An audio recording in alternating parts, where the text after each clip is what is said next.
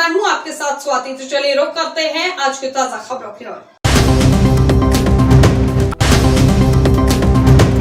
भोपाल के Lillie talkies चौराहे पर कांग्रेस विधायक आरिफ मसूद द्वारा चाय पर चर्चा कार्यक्रम के नाम पर किए जा रहे सौंदर्यीकरण को लेकर विवाद खड़ा हो गया है।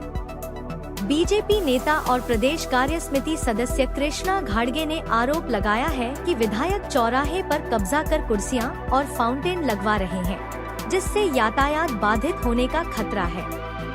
घाड़गे ने कहा कि जिस स्थान पर पुलिस सुरक्षा की मॉनिटरिंग करती है, वहां अतिक्रमण कर बैठने की व्यवस्था की जा रही है, जो असामाजिक तत्वों को बढ़ावा देगा। उन्होंने चेतावनी दी कि चाहे जेल जाना पड़े, इस कब्जे को नहीं होने देंगे। वहीं एसीपी ट्रैफिक अजय वाजपेयी ने बताया कि यह काम यातायात विभाग की अनुमति के बिना हो रहा है और शासन से इस पर तत्काल रोक लगाने की मांग की जाएगी। स्थानीय लोग भी अब इसका विरोध करने लगे हैं।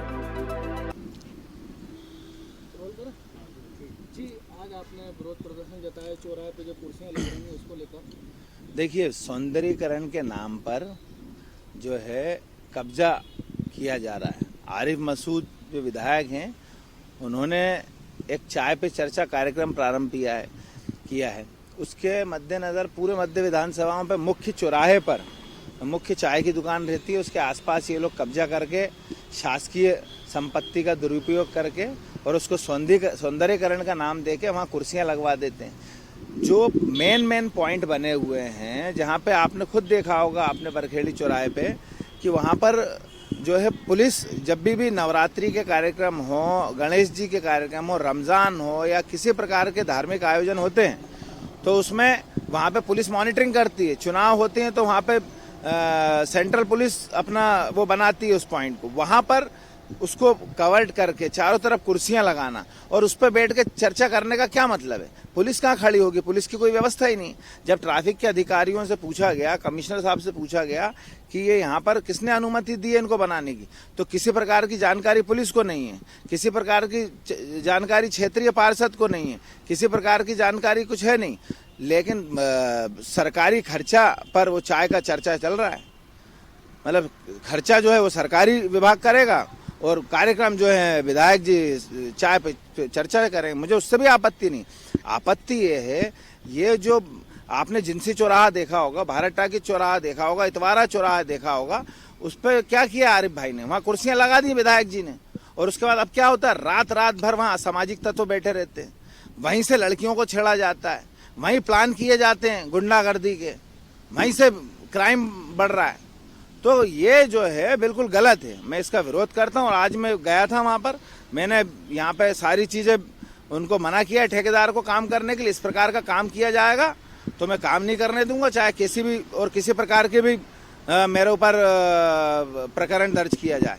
यदि ये गलत काम किया जाएगा तो मैं होने नहीं दूंगा और ये ठिकाने हम बनने नहीं देंगे। जगह जगह यहाँ पे चाय की दुकान वाले को संरक्षण दिया हुआ, रात भर खोल के रखते हैं।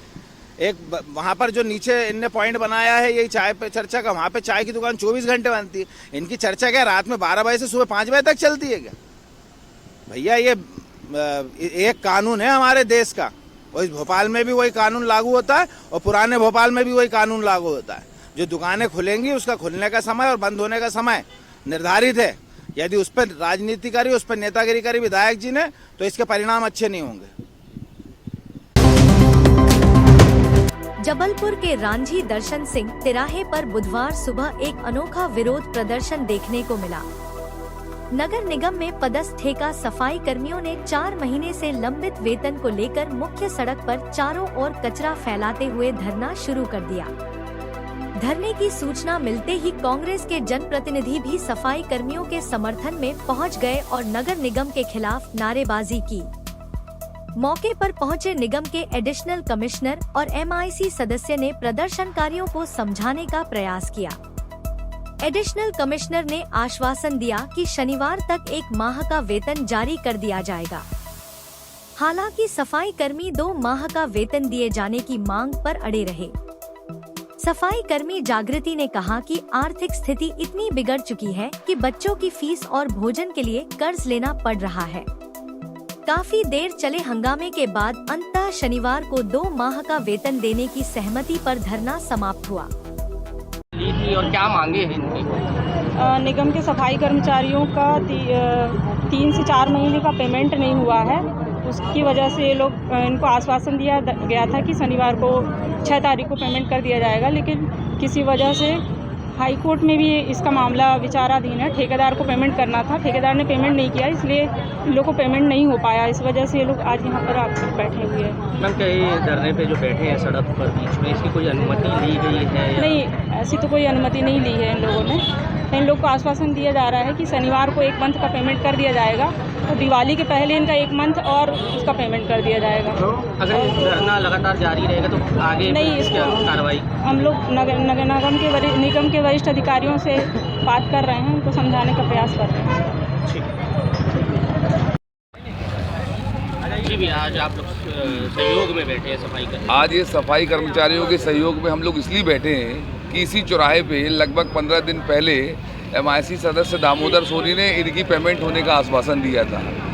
तो हमें लगता है कि जब विधायक जी और MIC सदस्य ने अगर इनको आश्वासन दिया है पेमेंट होने का, तो उनको पेमेंट होनी चाहिए थी, क्योंकि भरे त्यौहार में लगभग आप देखिए सावन से जो त्यौहार चलते हैं, ये 5,000-6,000 की पेमेंट पाने वाले गरीब मजदूर जो है, जो हमारे पूरे रांची क्षेत्र की गंदगी साफ करते हैं, ऐसी स्थिति में इनको आश्वासन देने के बाद अगर इनकी पेमेंट नहीं मिल पा रही है तो इनके लिए बड़ा दुर्भाग्य का विषय है। इनके भी घर के बच्चे हैं, उनकी फीस है, बिजली के बिल है, और भी त्योहारों में इनके खर्चे लगातार बने हैं। और मैं आपको बताऊं कि ये नगर निगम में जो बहुत सारे ऐसे पार्षद भी हैं जो ठेकेदार में, इस सफाई ठेकेदारी में पार्टनर भी हैं, बहुत सारे ऐसे अधिकारी हैं जो सफाई कर्मचारियों में ठेकेदार भी हैं।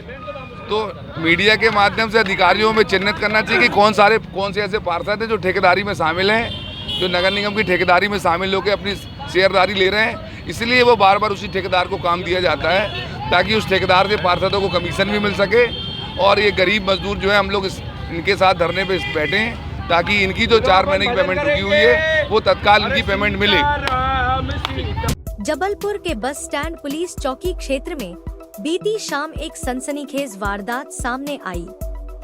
अभिनंदन होटल में घुसे बदमाश ने होटल संचालक अश्विनी पारिया पर ताबड़तोड़ गोलियां चलाईं।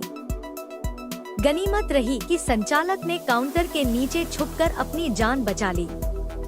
घटना की सूचना मिलते ही पुलिस मौके पर पहुंची और CCTV फुटेज के आधार पर आरोपी की पहचान की गई। आरोपी की पहचान घमापुर निवासी शातिर बदमाश गोलू कबाड़ी के रूप में हुई है, जिस पर पहले से कई आपराधिक मामले दर्ज हैं। पुलिस आरोपी की तलाश में लगातार दबिश दे रही है। CSP रितेश कुमार शिव के अनुसार दशहरे के दिन होटल में खाना खाने आए आरोपी का वेटर से विवाद हुआ था। इसी रंजिश में आरोपी ने फायरिंग की। वारदात का CCTV वीडियो भी सामने आया है। जल्द ही गिरफ्तारी की बात कही जा रही है। थाना मदन महल चौकी बस स्टैंड क्षेत्र अंतर्गत शाम को एक हवाई फायर होने की सूचना प्राप्त हुई थी, जिस पर पाया गया कि पूर्व में कुछ दिवस पूर्व इनका जो आरोपी है और जो होटल संचालक है उनका कोई विवाद हुआ था, जिसके संबंध में उनके द्वारा सूचना नहीं दी गई और आज उनका जो आरोपी है उसके द्वारा फायर आर्म का उपयोग किया गया है। इस सूचना पर थाना मदन महल में हत्या के प्रयास का अपराध पंजीबद्ध किया गया है और इसमें आरोपी की लगातार तलाश की जा रही है। ये आरोपी कहाँ का है? ये आरोपी CCTV फुटेज के आधार पर उसकी शिनाख्त की गई है और ये घमापुर क्षेत्र का रहने वाला है। कुछ पुराने अपराध भी सामने आए हैं जिनके बारे में जानकारी प्राप्त की जा रही है और हमारी टीम 2-3 टीमें लगातार लगी हुई हैं और उसकी तलाश कर गिरफ्तार कर शीघ्र ही उसमें कार्रवाई की जाएगी। सर, अकेला है इसमें और भी लोग? इसमें अभी प्रथम दृष्टया जो जानकारी मिली है, फुटेज मिले हैं, तो वो अकेला ही होटल में प्रवेश किया है और उसके द्वारा फायर किया गया है।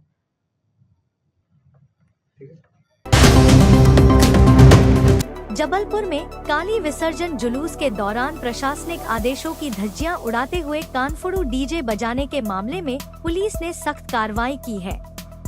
लाडगंज पुलिस ने पड़ाव क्षेत्र के DJ संचालक का मिनी ट्रक जब्त किया, जिसमें करीब 16 DJ बॉक्स, मिक्सर मशीन और अन्य सामग्री शामिल थी। वहीं CSP रितेश कुमार शिव ने बताया कि कचपुरा क्षेत्र में भी DJ संचालक के खिलाफ कार्रवाई करते हुए 32 DJ बॉक्स, एम्पलीफायर और अन्य उपकरण जब्त किए गए। इन सभी आयोजकों ने बिना अनुमति के भारी मात्रा में डीजे सिस्टम लगाकर जिला दंडाधिकारी के आदेशों का उल्लंघन किया था।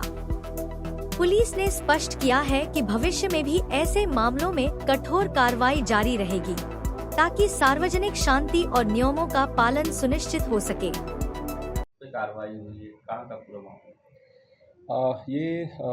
परसों 2 दिवस पूर्व विसर्जन के दौरान कुछ व्यक्तियों द्वारा डीजे का उपयोग किया गया था, जिसके बाद ये पाया गया कि जो जिला दंडाधिकारी महोदय द्वारा प्रतिबंधात्मक आदेश जारी किया गया है उसका उल्लंघन इनके द्वारा किया गया है और अत्यधिक आवाज़ में बिना अनुमति के डीजे का प्रयोग किया गया।